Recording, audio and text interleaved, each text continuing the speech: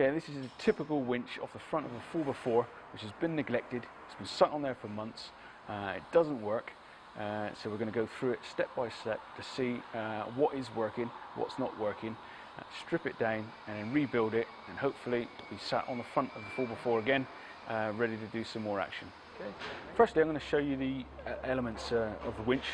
We have here the remote lead, which plugs into what is called the control pack, and then there's a switch one direction, the other direction, which operates the winch. This is the control pack, as I said. Within this control pack there are 4 solenoids, 2 to go in one direction, 2 for the other direction. That then sends the current to the motor, which is underneath here. There's a rod which comes from the motor right across into this part, which is the gearbox. Within this gearbox is a set of planetary gears which reduces the speed of the motor to then enable to turn this drum at a lot slower speed, producing the power. Within this drum is a brake assembly. When the winch is being pulled in, then the brake assembly is released. As soon as it's stopped, then the brake is applied, which stops your 4x4 going down a hill if you're being pulled up an incline. If we take this cover off, here we have the solenoids, 1, 2, 3, 4, and the various small connections are from the control socket, which marries up with the lead. As I say, there are 2 solenoids for one direction, 2 solenoids for the other direction. Each one has to work to do its job. The main feed, if it's still on the 4-wheel drive, will have the red connection to it like so. If that isn't there, then generally on most winches there will be the feed for your control lead, and that is the main positive connection. So because this is off the car, there's the main positive connection. It's loose, so that's an indication that that is the positive lead which has been taken off the vehicle. So that's the positive connection sorted.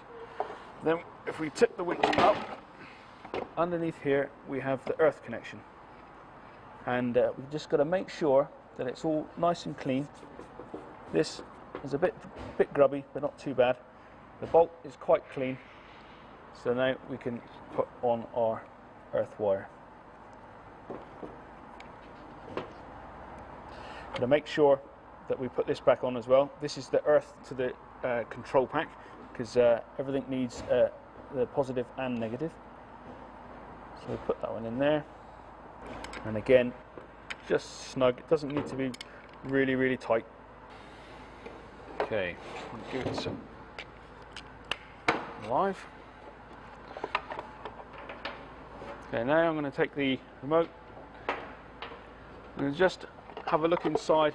On this winch we've got some sockets in there and pins in the remote. We just need to make sure that they're clean. Sometimes these will go a bit green with water that's introduced, and it starts to corrode, but this one's quite good, so I know we're okay with this. So we'll put this in here. We'll take our lead and then test to see what we've got. Just bearing in mind, in safety, it can be potentially dangerous.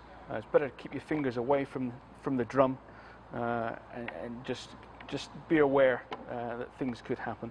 I've actually put on my battery pack here a place where if things do go pear-shaped, I can just quickly snap it apart like so. If it's on your 4-wheel drive and you're testing, obviously it's good practice to always have an isolator switch on your winch, so if something does go wrong you can quickly whip around and turn your isolator switch off. First of all, I'm going to try it one way and see what happens, and there we have a click. So that is telling me solenoids are working, they're clicking over, but the motor's not turning. We'll go the other way, same again. Motor is not turning, solenoids are clicking. This doesn't mean the solenoids are okay, it means they're getting power. Within here is an electrical coil, and there's a piece of, if I use a spanner and my 2 fingers, there's your contacts, and here's a piece of metal. When the solenoid is energized, the piece of metal is thrown up, and those two then make contact. Now, this could be clicking and being thrown up, and there's bad connections on there. It could be that it's clicking part way. There's lots of things that can be going on here, which we can have a look at in a minute. But this is telling me, obviously, we've got issues. So that's this bit just checked for the moment. So I've got in my mind, we've got a problem here. Now I'm just going to go over to the gearbox to see if we've got any problems here just initially. Gearbox is either what we call locked, where we can't turn the drum and we rely on the motor to turn the drum, or we put it in what's called free spool, and that's you disengage the gearbox so that then this drum will turn and the cable can be pulled out to where you need to go. On this particular winch is this lever here, turned 180 degrees, and then that will then become unlocked. It's in free spool. So I try and turn it, and there's my first problem already on the gearbox. I can't turn that. This is quite common on winches that have been left alone for some time. Water gets inside them. There's a gear in this one which slides across, and it's not being able to. So that could be water is rusted. Lots of things could be going on in here. So second problem. Okay, we're going to deal with this side of things at the moment. We've got solenoid issues, possibly motor. In my mind, I'm thinking, because I can't go in or out, that could be the motor rather than solenoids. Generally with solenoids, you'll get one that goes wrong, and so then there's one direction that you can't go in. The other direction you can, because the other solenoids are okay. But we're going to test each solenoid to make sure that these are working before I go down that route. All you need to do that is just a standard, straightforward test lamp. We put our earth on the battery, and then we test if we've got the power there, which we have. Now, to do this, what we need to do is click the switch over and then test the solenoids. Now I know, because this is a warn, the green wire means going in, so I can go to that one immediately. So I'm going to try and pull it in. There, that solenoid is getting life from my control switch, because there's the power. So my next test of that solenoid, because it's getting its power there, and at rest there's no power there. When I activate this solenoid, there should be power coming here. So I activate it, and there we go. That was a bad connection on the light. So that solenoid is good. So because there's two, I need to check the next one. I'm going for the green wire again, which is this one up here. So I check that that green wire is getting life first of all, which it is. And so now this one should be going live when I click it over, which it is there. I'll check that one, which it is there as well.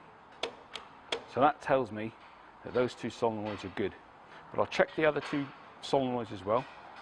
On a warn, this is on with this one is black wire here. So life there, no life there at rest. We check that that's getting life, which it is. The small wire from my pack here, and we see if this is going live, which it is. We go across to the second solenoid. Just check the little wire. It's getting life, and again, these should. That one's not getting it. Look. So let's check this side. That one is. Make sure we've got a good connection. Yeah, that one is as well. It's fairly important So to make sure you've got a good connection on your lead light. Every so often it's worth just putting it on the main lead just to make sure your light's okay. Check that again, there. So this is telling me that all four of these solenoids are fine. If for any reason we were testing a solenoid and it didn't light up when we clicked it over, then that is saying that that solenoid is dodgy. We would then have to just take this out, renew that solenoid, and that should fix the problem. But as I said before, this is is not working in either direction. So there would have to be two solenoids that didn't work. One on one side, one direction, one on the other side, that direction. But as I said before, these are working fine. The motor is getting its current, so my next stage is to go to the motor, because it's the motor that I feel is the problem. Right, the first thing I'm going to do, and this is the most important thing, is to remember to disconnect the power lead. Otherwise we can have a few sparks flying when we're taking things to pieces. What I need to do now is to get rid of this control pack. So I'll take the positive wires out of the way first of all, then the earth. If it was still on the front of your 4x4, this is at the stage that you now would take it off. Just one thing to point out, on a worn, if you're working on a worn, we always pretty much think that red means positive for some reason. Warn decided in the early days that they were going to use red wire for negative, so just be aware of that on a worn winch. All winches do vary, but as I said before, this is pretty much a generic winch. A lot of winches are based on this idea. So we need to take off this bracket. Okay, comes away like so. And now we have 3 connections on the motor, and peel these rubber boots back. And a lot of motors, you have a terminal which is F1, and it's stamped on the motor. There's F1 stamped there. At the back is F2, so it's F1, F2, and an A terminal. So F1, F2, and A. On the warns, if they're quite new, they have got it written on there, F1, F2, and A. And I make my own marks just to make sure it all goes back in the same place. And I leave A blank, and I just put 1 line on there and 2 lines on there. There's my F1, F2, and A. These terminals, when being undone, can turn. They must not be allowed to turn, because what happens inside, that will twist off part of the motor, which will ruin your motor. So by holding on to the wire at the same time as turning, and watch the stud, and as you undo, the stud didn't move, the spanner moved, so that nut is undone, and that's fine. If they try to move, you can put another spanner on there and just make sure that that one's tight, and then you're going to try and just undo things without that stud turning. Again, I say, I can't stress the point strong enough, that must not be allowed to turn. Watch the stud, and that's trying to turn. So I put pressure on that wire to stop it turning round, and pressure on there, and this one is a tight one.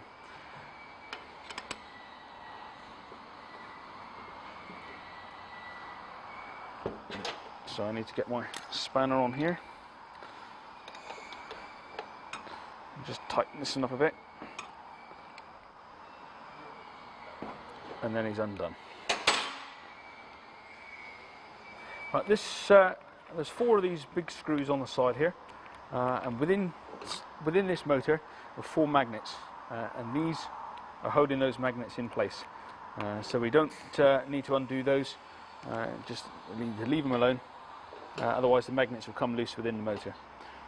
Most motors are held on to these winches with 2 bolts at the back. These bolts run the length of the motor and are screwed into this end housing here.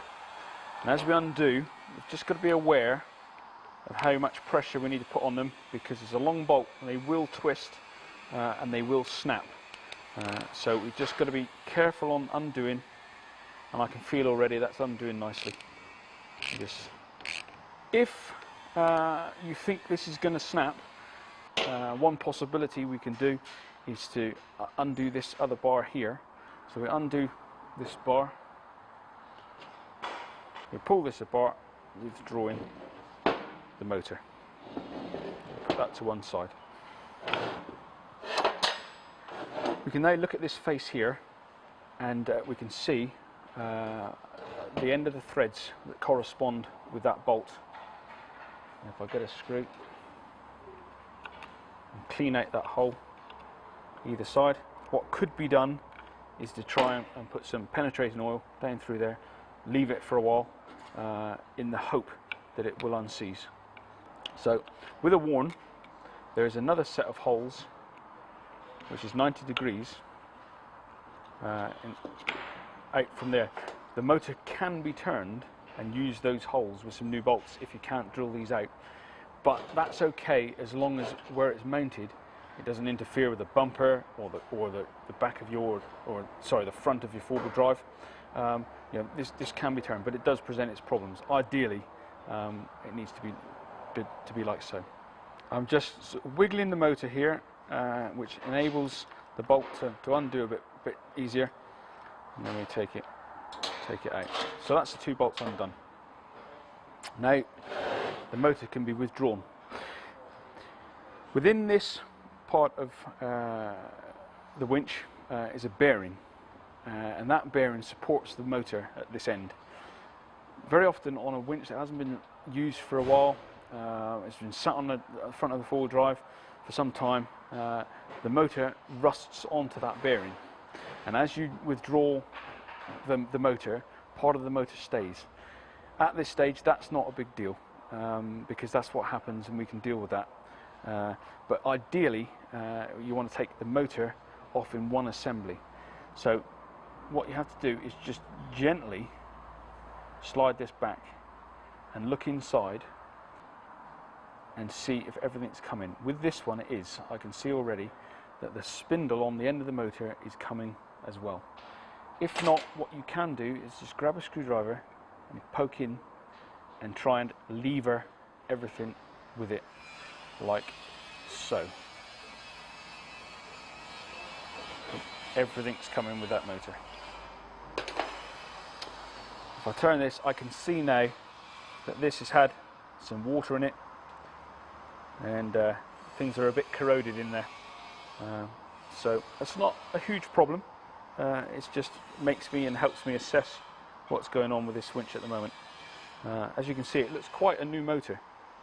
It's not too bad, it's just very grotty and grubby. What I need to do now is just take this end off and just gently tap and get this cap off the end of the motor. And we need to hold the motor spindle at one end and just gently lever this off like so.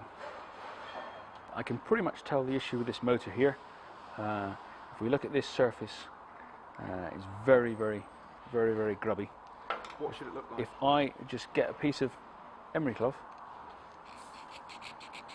and just do that, you can now see the copper, and we've got some serious bad connections between these brushes and the armature.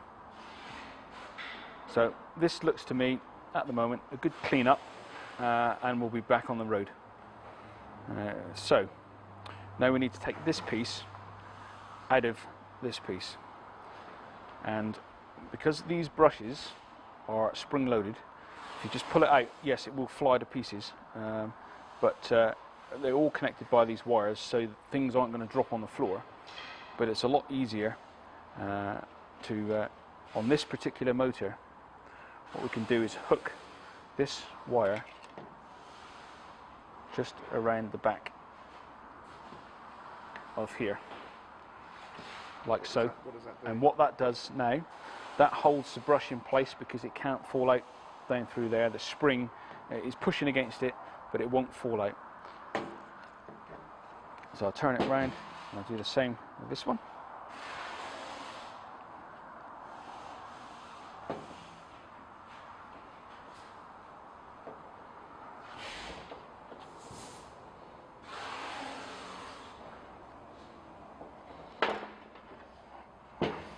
So now with those brushes hooked up on there, we can gently start to pull the centre of the winch out. As you see, this piece is coming with it.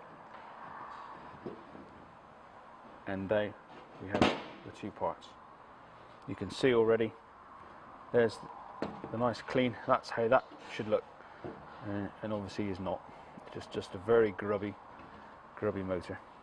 What we need to check is that these brushes are free to go in and out nicely, because one of the problems that we do get is these brushes stick in here, then it's worn away, and because they can't be continually pressed on there, we lose the connection. That's another reason why the motors won't work.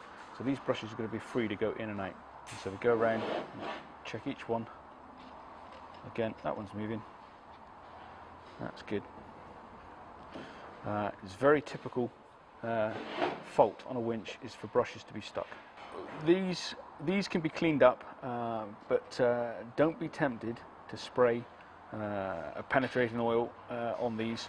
I've done it in the past, and what happens then when you put it back together again, the penetrating oil, there's still a residue left, and that then ends up putting a residue on the armature, and then you get a bad connection after a very short period of time. These can be wiped off, washed off, but not coated with penetrating oil. The best thing, if you've got access to an airline in a workshop, great, blow it all out. If not, you just need to pop these brushes out very gently so the spring doesn't fly around, and just clean them off. Bit of emery tape, just get rid of all the grub. Now, as we look in here, going back to what I said earlier about these studs not being allowed to twist, we've got the windings of the motor there coming up and soldered on the end of that stud. So obviously if that stud's twisting, that will break that off and make a mess. There's a gap there, and a gap there.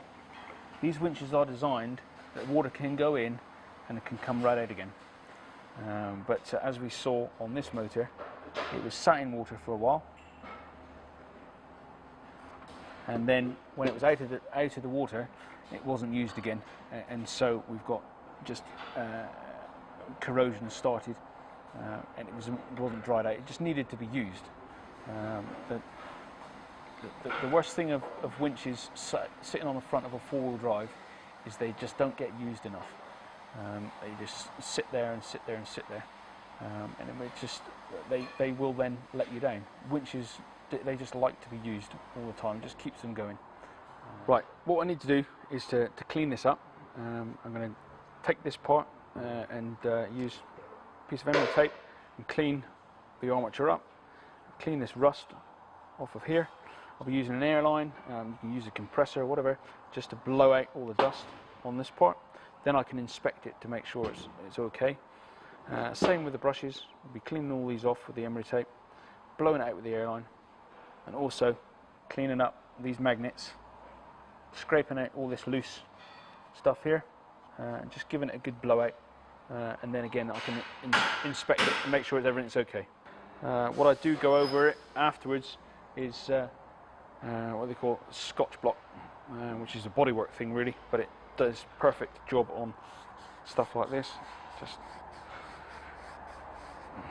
it cleans it up, smooths it up nicely.